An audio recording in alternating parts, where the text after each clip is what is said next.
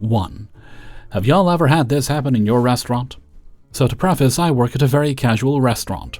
Yeehaw! And live in a city where there's a very big homeless population. I'm not judgmental when it comes to helping them out. We all need a little help, no matter what is going on. So when my boyfriend first got sat with this homeless woman, I felt bad and wanted to help however I could. My boyfriend came to the back and started speaking to our manager because the woman was asking if anyone could help buy dinner. But our manager said she's already gotten in trouble for giving out free food to the homeless, so she told him to grab some rolls and peanuts. He let her know this, and she immediately starts saying, "That's not what I want a manager. Can anyone else help me out?" The manager said the same thing to her and told her that's all she can do, and she can sit at one of the closed tables to chill. Unfortunately, when she came back from the server alley discussing the situation with my boyfriend, the woman was now at my one top, that was seated with an older man. I approached the table as if I was still only taking care of him, but still smiled and said hi to the woman. Fast forward, and the bartender is telling me she saw him hand $20 to the homeless woman. And I thought, how nice of him. So I pass by the table and he lets me know she can order something on his tab. So I take her order of a 20-ounce bone-in ribeye and also an appetizer. How sweet, right? Well, she gets her food, and the man pays his $70 bill, tips me $10, but whatever, I'm sure he didn't expect spending this much money when he came to dinner by himself. And I let the woman be with her food. As the night progresses, she is still sitting there, talking to herself, not really touching her food. So I ask, just like I ask every other table I had, "How is everything over here? Looking good? Tasting good?" And this woman flips out. She starts yelling at me, "You don't know my situation. You have no idea what I've been through." And I can tell she's not right, so I just say, "Oh no ma'am, I understand. I'm just making sure your food and everything is okay." And she just continues on saying the whole building is against her, and that we know nothing about her, and she's got kids, blah blah blah. I'm not gonna stand there and argue, especially with someone who's not really even my customer. So I put my hand up and said, "Okay ma'am, I'll just let you eat." And yet again she flips out and says, "Don't you dare touch me, you don't know me." And at this point, I'm fed up, so I say, "Oh, don't worry, I would never touch you. Matter of fact, you sit there and I won't bother you and you won't bother me. Have a nice night." And continue to my other tables. This woman continues to take up my table for another hour, and every time someone walks past, she starts acting out. So I tell my last table I'm avoiding the back half of them until she leaves. If they need anything, let me know. It's about closing time now, so I'm talking to my manager at the host stand. And the woman walks past, stops and gives me the biggest death stare ever, and holds for about a minute. So my manager says, "If you're going outside, let me know. I have to let you back in. The doors are locked." This woman points at me and says, "She's out to get me. She's a terrible person." And this lady has been soliciting in here for almost 3 hours now, so I just yell back, "Ma'am, I'm a great server and tried my best to take care of you. It's not my fault you don't want help." Still, by this point, she hasn't even touched her steak, and I tell my manager I refuse to help this lady anymore, and go to cash out my other table. They let me know I was doing a wonderful job, and they noticed how the woman was acting too, and gave me $40. Bear with me, y'all, we're almost done. So, like I said, I told everyone I was done dealing with her, and at that point we are closed. So I went to the office to do head weight. And I'm watching the cameras and see her stop my boyfriend. So I come out and she's yet again yelling because she wants a new steak because it's been sitting. My boyfriend tries explaining A, she let it sit, B, we are closed, the grills are off. She starts freaking out again and yelling at everyone that's still left in the building. We end up giving her bags and boxes and let her know we're all trying to go home, and she has to do the same. This woman sits in the bathroom for 30 minutes before she leaves again. And on the way out, she's screaming and getting in everyone's face about how no one understands her, and she's got to get home to her kids and everyone is out to get her. So my boyfriend just yells back, "Ma'am, where are your kids, 'cause you've been harassing us for 3 hours?" We all got kids we're trying to come home to. And you're keeping us here from them for what? Finally, this woman leaves, of course while still yelling, and goes next door to sit at the Wings Place patio. When I say that was a very long night.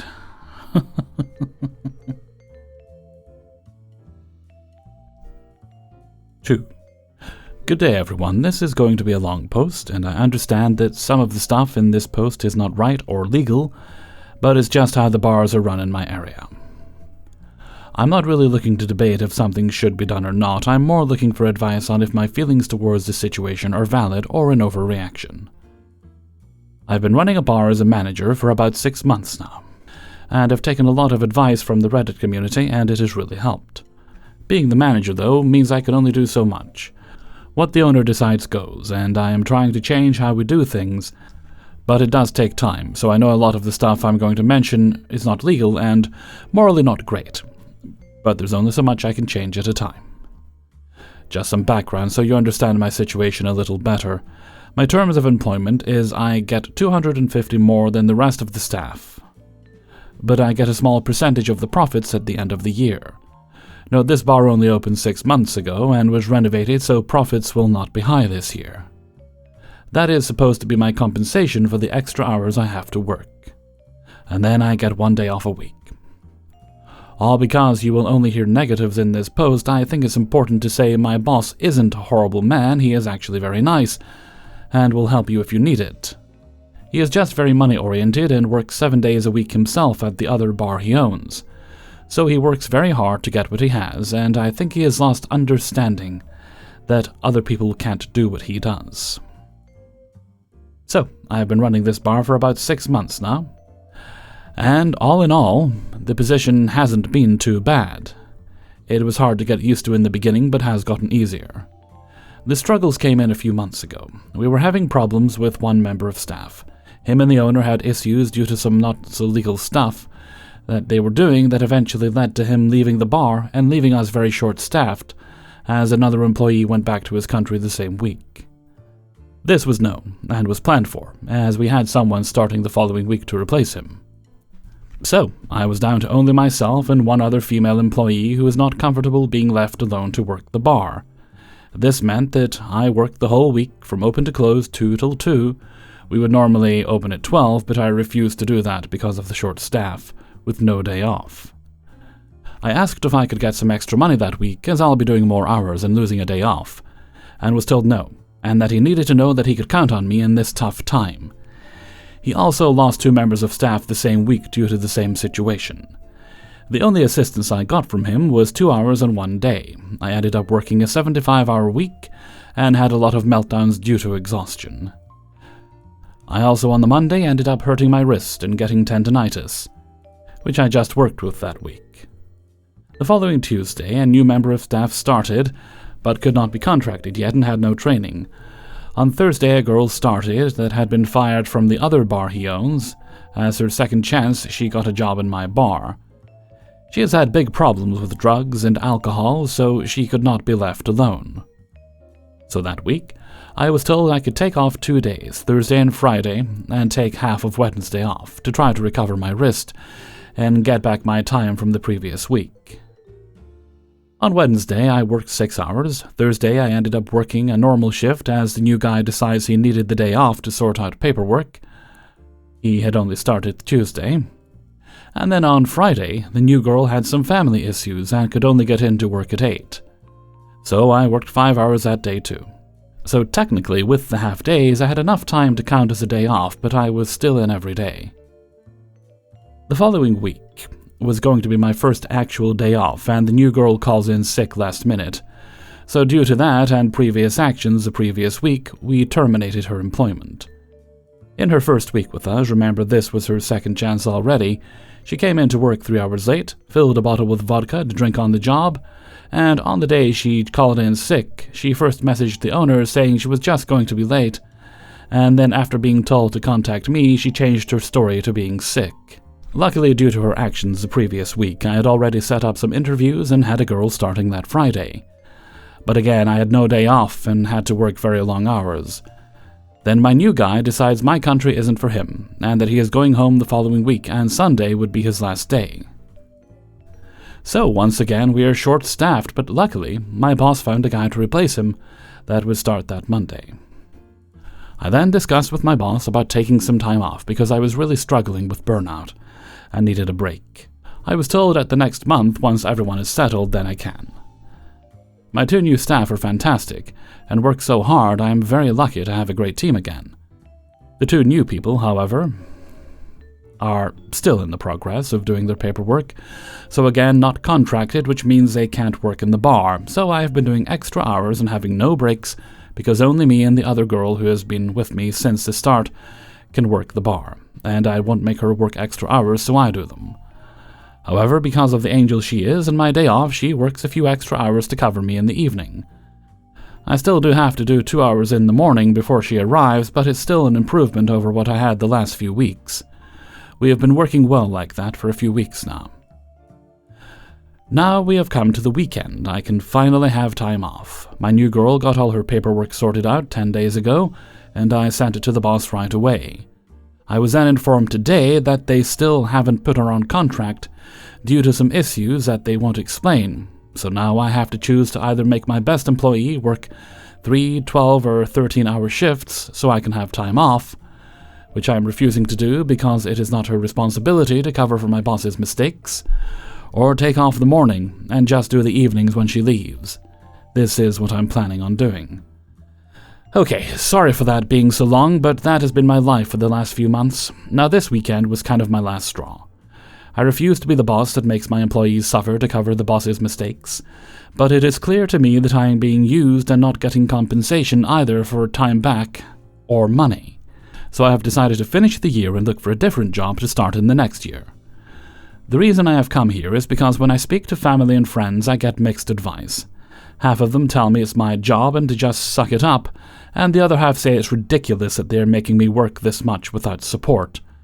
And my parents tell me to stop being soft on my staff and make them work longer hours so I can take a break. I know I need a break, but I think we need more managers in this industry that put their staff first, and don't use them until they break and then replace them.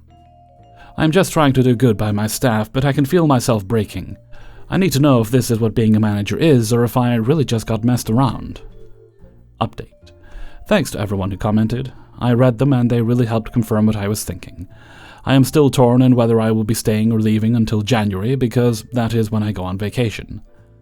What I have decided is to put my foot down, because I don't care if I lose this job anymore, so I won't be going the extra mile for him. The Reddit community has helped me move past any loyalty I had to him, and I'm putting myself and my staff first. Both girls that are working with me now have become good friends of mine, and have only stayed because they liked working with me. So I have updated them both on the possibility that I might be leaving soon so they can start making arrangements if they want to. Luckily, there is a massive shortage of bar staff in my area, as in I could have a job tomorrow if I left today. I just don't want to jump into a new job without vetting it. So I will be taking my time finding a new job, making sure they let me still take off in January because I need that time off. Once I'm satisfied that I have found a good job, I will be leaving, and the girls will either leave before or right after, so he will be left with no one. I will also be sitting and tracking the extra hours I work from the beginning of September until I leave, and if he does not pay it, I will be speaking to someone so I can get the money back. The position I'm in means that I know all the legal shortcuts they take, and I will be using that information to ensure that I get the money I am owed. Unfortunately, I can't remember before September, but I think most of that was recovered with hours because I think I could come in later the next day. Thank you so much to everyone for opening my eyes and helping me. I do tend to try to see the best in people, and I can end up ignoring red flags because of it and making excuses and justifications for behavior. I'm also in therapy now to work on healing from the worst things previous employers have done to me, so that I don't justify bad behavior with the thought it could be worse. Thank you again. 3. Yesterday I had a table that was just overall unsatisfied no matter what. Their food dropped while I was triple set. I watched to see if they seemed unsatisfied or if they were looking around for me after they took a couple of bites. They did not. Their drinks were halfway done, their steaks were being eaten. They were smiling. All seemed well. I walked inside to grab the drinks I had in for another table. As I'm walking out with the other table's drinks, the host tells me that my table is asking for a manager because I didn't check on them, and they want to order more drinks. Mind you, it's been about 2 minutes since their food dropped, and they aren't done with their drinks. So I drop the drinks at the table next to them and approach them and say, "I was told you would like to order another round of drinks. What can I get you?" She bursts out, like she's trying not to show too much anger, and says, "Yeah, you didn't check on us at all." The food had been on the table for a total of 3 minutes, and I was right next to their table for 2 of those minutes, taking a drink order. I say, "I'm so sorry about that. Was there anything I could get you?" They order 2 more drinks. I again apologize and let them know I'll be right back with the drinks. Meanwhile, I'm wondering why any of this would have required asking for a manager. I drop their drinks and refill their water. They then call over the manager, who happens to be next to their table, replacing the tank in one of our heat lamps. I, too, happen to be passing their table when I hear her say, "She was just really rude to us, and according to my husband, she was rolling her eyes at me." This was a flat-out lie. Her husband crinkled his eyebrows like he was confused at her when she said this. So says my manager. I then ask the manager what exactly she said, and he said he'd tell me later. I check on their table one more time and see he has his credit card out. I ask if they'd like to close out, and she says, "Yeah, and can we get a physical receipt too?" He taps his card, and I say, "Absolutely." After signing the check, the screen will ask how you'd like your receipt. Just remember to select Print. It will print to the bar, and I will bring it to you. I place the toast tablet gently in front of him and stand back and look around to check where the rest of my tables are and if their food has been dropped. I don't like watching them while selecting a tip. He clicks print and I say, "I'll be right back with your receipt." I place her receipt on the table and thank them. She gives a kind of sarcastic smile and says she'd like to speak to the manager. Manager goes to the table and apparently she didn't like the way I handed her husband the toast tablet. I mean, what? First she lies about me being rude and rolling my eyes at her, and now she has a problem with the way I placed the toast tablet in front of him. Anyway, this has led me to Google ways to gauge how often tables like to be checked on, and apparently the phrase is, "Do you prefer frequent check-ins throughout your meal?" which I might implement for tables after taking their entree orders that seem like they might be the difficult type of guest. 4. I work as a hostess. I was hired upon the agreement I would be getting less than 20 hours. I am also a full-time college student. I have an anxiety disorder as well and feel really tired after any job I do. It started off great. I worked and kept quiet. There were some very rude remarks given to me by other people, not my managers, and the workplace culture can be toxic at times. I understand most workplaces are toxic. I started to get 20 hours consistently every week, which still felt like more than I wanted because I had to drive there and sometimes be let go to go home in 3 hours.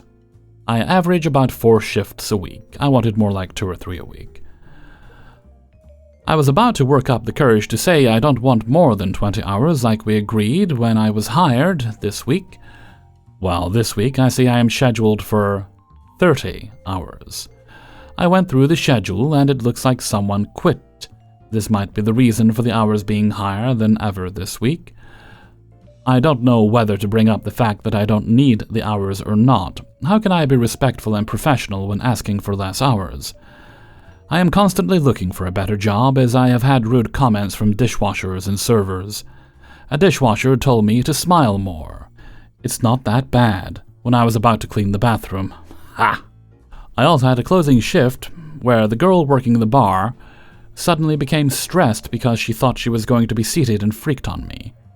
She told me to go back to the front because people were coming. I was in the middle of doing my outs and I could see them coming. I was going to do my job, but it was a way she was like, "Go to the front!" I was kind of shocked because she apologized after for the way she spoke to me. I was like, whatever. I had a server who was having a break look at me and go, "Oh, you're finally doing some work." I was like, huh? I literally did all my side work, and was on top of everything. I can understand why the girl who quit did. She knew all the drama about everyone and told me everything before she quit.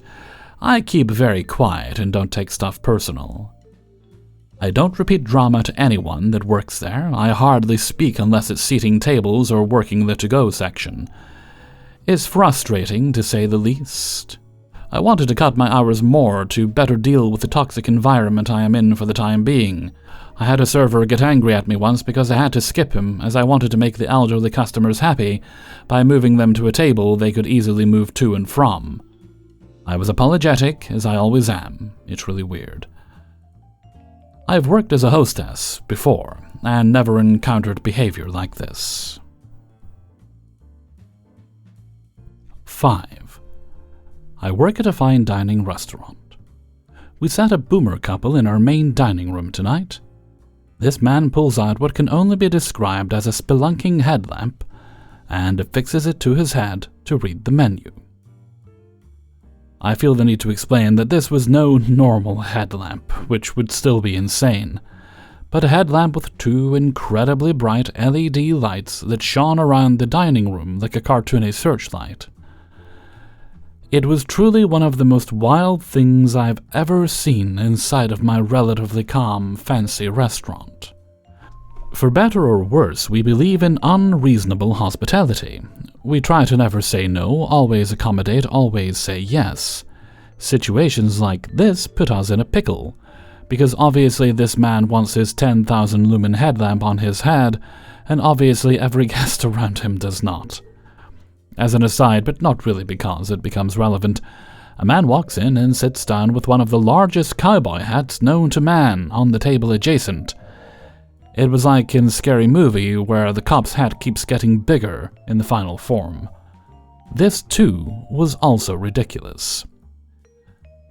After the gentleman with the miner's headlamp put it back on to eat his food, something was finally said by my GM who, if was asked, could probably negotiate a 2-state solution to Gaza. She was courteous, polite, professional, and explained why this spotlight could not continue to sit in the dining room. To which the wife replied, "If he needs to take the headlamp off, that guy needs to take his hat off." I'm here to say that both things can be true at once, and while I wholeheartedly agree with her, the hat could be ignored while the headlamp could not. Although ignoring the hat took a considerable amount of energy. My manager, who really should reconsider her career, went and got an LED table lamp and put it on Headlamp Man's table, and we went about our night. Even though the square footage of the dining room was being impeded by the other man's cowboy hat. As the night progressed, we found out Headlamp Man has congenital eye disease and his eyes are failing, hence the headlamp. He has a smaller one, but he could not find it before he opted for the mega light. He was both apologetic and a bit embarrassed, which mortified us. He went from being the most annoying person in the room to our most beloved guest, and he got a bunch of free stuff. We told him we'd accommodate him with a table lamp any time if he chose to return. On the other hand, Cowboy Hat Man is cursed with being the type of person comfortable with wearing that type of hat both in public and in a fancy restaurant. And honestly, that's punishment enough. Sometimes things shake out the way they're meant to. Hope y'all had a good shift. I sure did. Hey everybody, Hellfreezer here, and thank you very much for listening to Spinning Plates, episode 259, and thank you very much to everybody who allowed me to use their stories in this video.